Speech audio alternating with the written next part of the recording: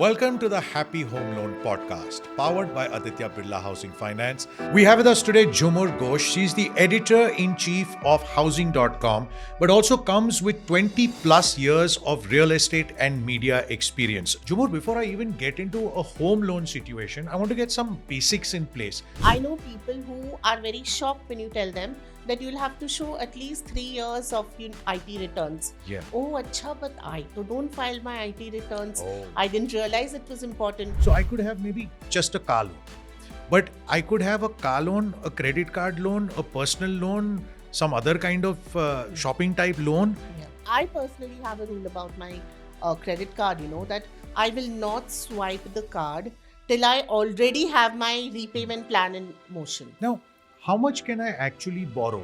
Is it a subjective thing? Is it interview based? Is somebody taking a general call on my future potential or stability? Or is there actually a maths and formula involved in terms of how much I can borrow, eligibility? I remember this happened with one of my colleagues, and it was like a learning moment for me, Sure. So he bought a house where he knew that the titles were not clear. I see. There was a problem with it, but of course he got it for much lesser than Okay. market rate. That was his lalach. So he Sure. went and bought it.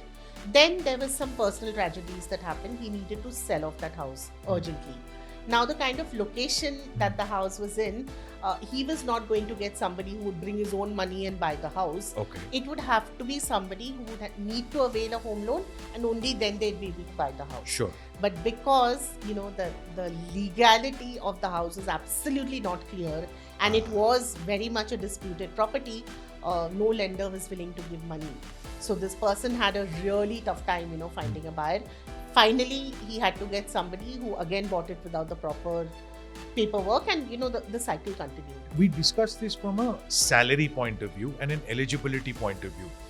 Salary means regular paycheck, month on month, money coming in. You don't know how life is going to be in the future and how that property will be affected in the future.